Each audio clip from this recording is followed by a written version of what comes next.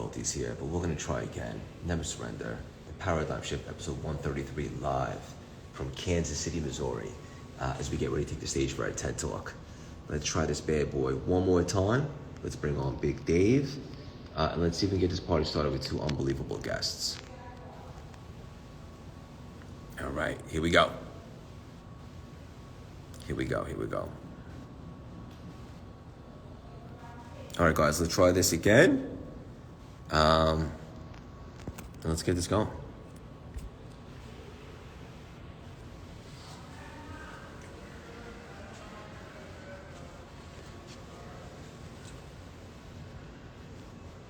Dave, are you able to hop on?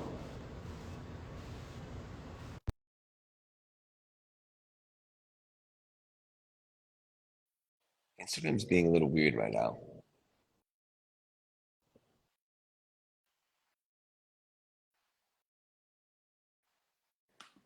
There's Dave. Okay. And then Erica and Chris. Try to request one more time. And let's get this party. Let's see if we can get this party started one more time. It's a party either way. It's a party 100%. either way. You know what I mean? 100%. Everything happens for a reason, protected and promoted to where we are and what we want to do. So what are you speaking about today? I'm speaking to EXP Realty about the habit machine and how to build habits. And so, you know, understanding good behavior creates good progress, bad behavior creates bad progress. The human construct makes it very difficult to continue good behavior because we don't see the progress.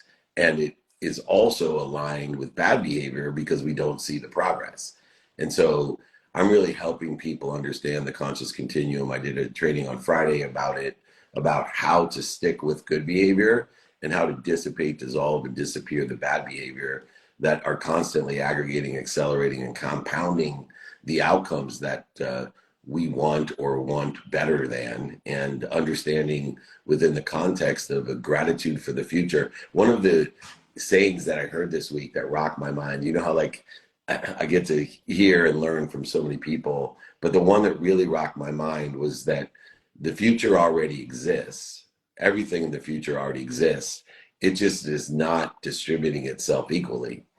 And so the future distributes itself in inequalities by those who have the most faith. And so those who understand the future and what it has to offer in its infinite nature and can clear the interference between them and the everything for everyone end up getting an unequal or inequality of distribution of more than enough of everything for everyone. So the future already exists and it's distributing itself in an unequal manner.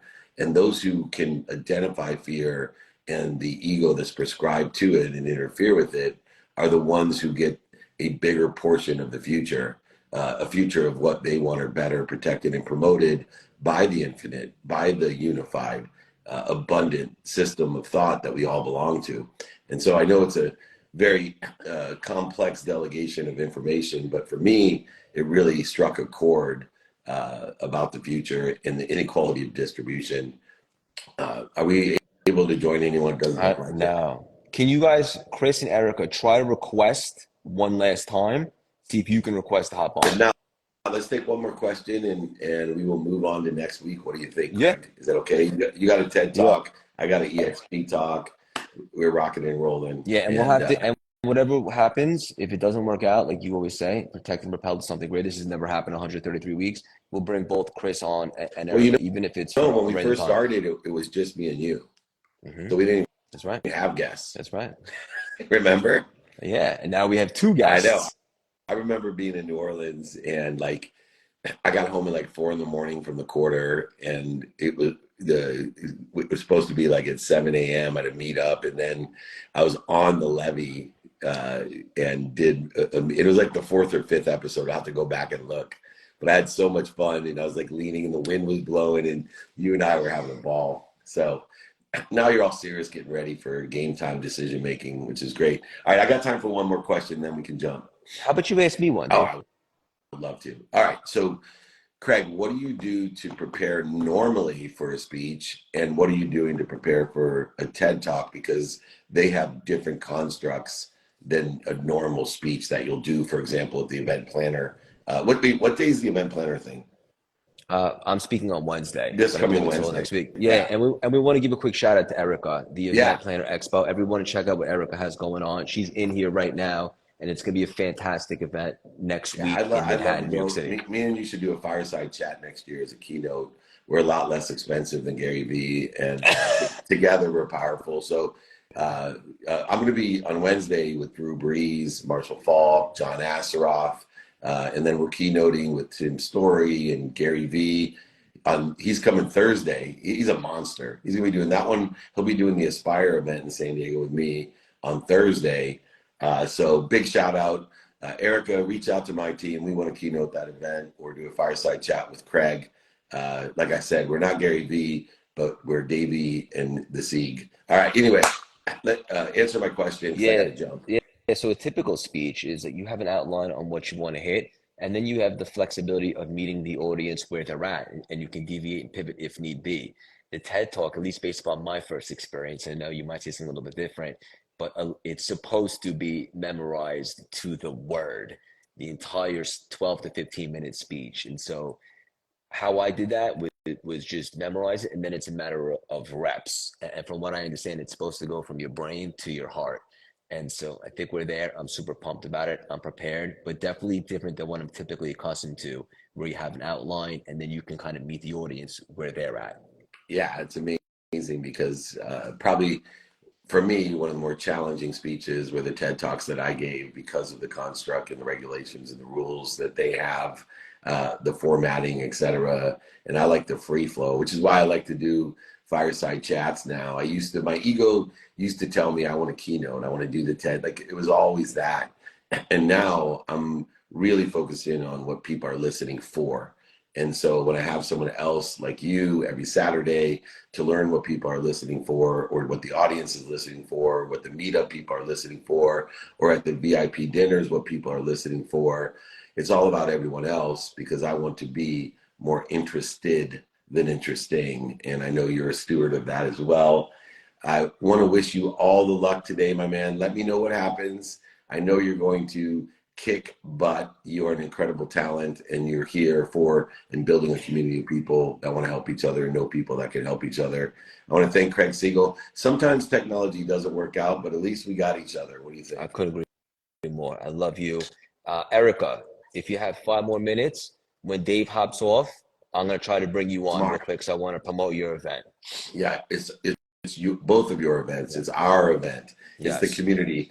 Erica, thanks for making the wise choice with Craig Siegel and Gary Vee, two of the greatest. Take care. Thanks. Bye Dave, bye. love you. Love you, man. Bye. Bye.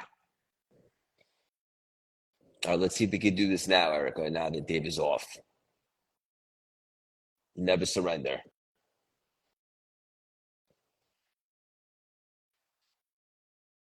Technology, huh? Erica, were you able to receive a request?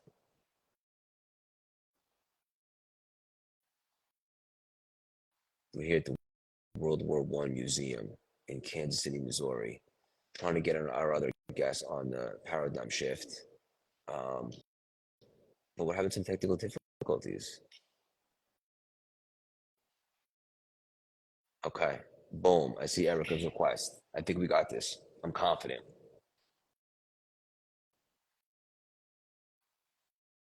There she is. Hey, Erica. Hey, how are you? Oh man, that's never happened in 133 weeks, but we never gave up. Thank you for your flexibility. Thank you for your patience. Thank you. Looks like it's going to be a good event. I like the background. Yeah, this is the World War I Museum. The actual stage is really cool. It's a nice auditorium, but I'm pumped. Thank you for saying that. Where are you in Manhattan right now? Yep, I'm live from my apartment. That's Yeah. it. Cool. So let's get right into it because I have to actually rehearse. I know we're running out of time. Be a big event next week. First of all, what is the mindset like to put together a big event, especially when you're reaching out to big speakers like you've had Barbara in the past and now you have Gary and so forth? What is the mindset to put that together? And it's not easy to bring it all to fruition so it goes smoothly. Yeah, I think that ultimately you have to look at it as like on a macro level, like who's the audience, what do they want, and what do you know that they want that they don't know what they want? Meaning, it's called the Event Planner Expo, right? But Gary's not an event planner. He is an entrepreneur. He's a business owner. And that's what we try to do is we try to incorporate that. So when you're thinking about people as a business, that's the approach we take for speakers. Yeah. Okay. And then who are the people that are at the event? Like what kind of audience is that? So you have, high level like corporations, so VPs, directors, event planners, you know, like from a BDO, from a Google, from a Video Amp, from a BuzzFeed, New York Times, all those types of large companies. And then you also have the agencies, like the more boutique ones that are event producers, event planners, production, people do large conferences, people who, put together like bar and bat mitzvahs, it kind of really, really varies. So you have the smaller boutique agencies and you have like the big guys. I love it. What are you most excited about for this week?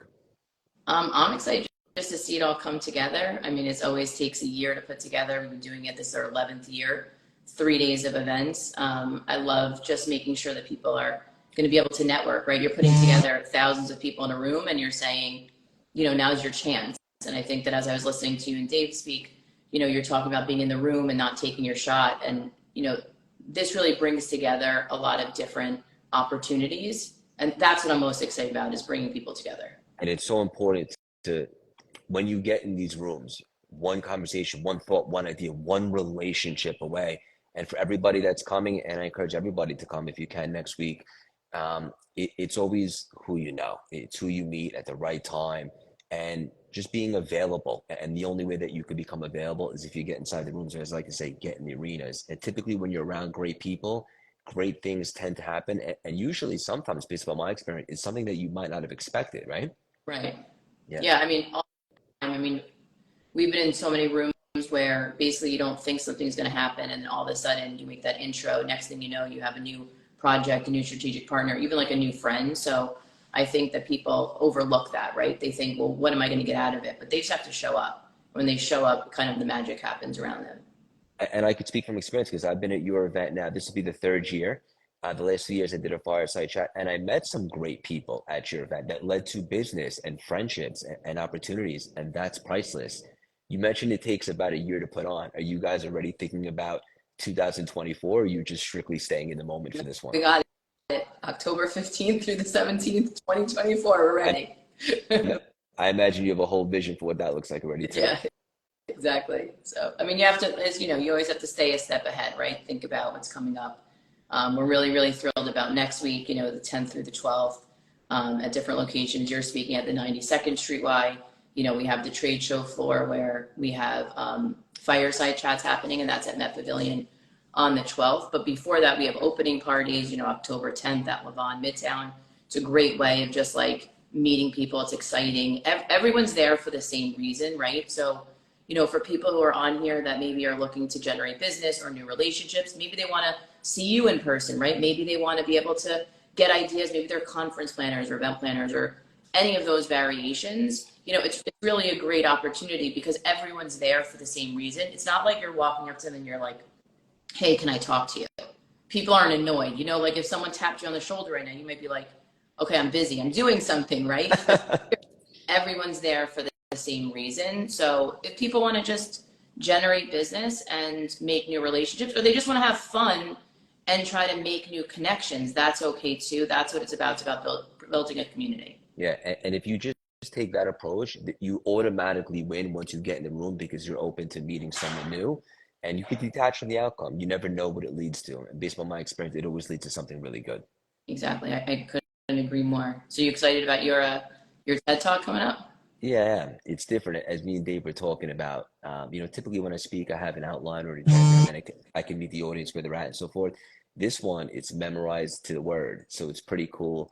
I'm pumped. I'm just gonna tell my story. We have a couple surprises in there, but I'm prepared, and you know this better than anybody. You're already thinking a year in advance. Preparation breeds confidence, and you never know exactly how things will go. But if you prepare, as I like to say, go out hard and give God a chance. And I'm prepared, so I'm super pumped. I'm excited. Good. I'm sure it'll be great. Erica, do you ever speak? I do. Jess and I are actually coaches. We coach women entrepreneur. We launched it back in 2020. We have a whole side of that business, and we do come on and speak. But for the day of the trade show, we kind of want to highlight and elevate others. We kind of try to shift the focus. We want to give people in the audience, but we do come on. I introduced Mel. I was up there. I'll be on the stage for a little bit this year as well. But, you know, people always say they come to us because we're connectors. We have that like superpower of, you know, knowing a lot of different people and being able to say, oh, this person would be good with this person. And that's what we try to do. We try to create like a salad on a stage. I love it. It's a beautiful analogy. And for our community, and I know a lot of people are coming and so forth, what's the best way for anyone that might be hopping on now or repurpose this replay? How do they get involved? How can they come next week? So they can go to the eventplannerexpo.com. They can actually use your personal code, so Craig50, and they could actually save 50% off any of their tickets. So if they want to come to the opening party, if they want to see you speak, you know, at the 92nd Street Y on Wednesday, you know, and hear some of the others. We have Todd Hartley, we have Gary Vaynerchuk, you know, we have Marcy Blum. You know, we have a ton of panel discussions and everything. If they want to do that, they can use your code Craig50. If they don't want to come that day and they just want to come to the trade show because maybe they just want some inspiration and pop in and pop out, they can also use that code for a lower level ticket. So you have, you know, the latitude. So all they have to really do is just go on to the eventplannerexpo.com. They'll see a promo code option. They can type in your name, Craig, and then put 50, and they'll get the 50% off. And, you know, I always think like it's like the cost to get from Midtown to downtown. The price, right? That's so true. There's really no excuse. Yeah, and guys, I just want to say this: there's no city like Manhattan, and it's not because I'm biased. It's just there's a buzz, and Erica puts on awesome events. They're just getting started. Whether you go to this one or the next one, give her a follow. Check out all the awesome stuff she has going on, and I want to personally thank you and acknowledge you because by you taking the time and effort and making this your mission and creating great events, great people have the opportunity to connect with each other, form relationships, whether that be business or personal, and everything in between. So keep up the great work. I can't wait to see you next week. And thank you again today for your patience and your flexibility as we ironed out the little kinks in Instagram. No problem. Good luck with your speech. We'll see you next week. Thank you. Bye, Erica. Thank you. And guys, I know Chris is supposed to be on here too. We're going to get him on a future one and we'll get that going. Go check out all the awesome stuff Erica has going on. I'm going to go take the stage and rehearse for the TED Talk. And I'll be with you guys a little bit later. Good to see everybody. Thank you guys for your patience. I know today was a little bit of a wacky one. Love you guys. Hope to see you at the expo next week as well.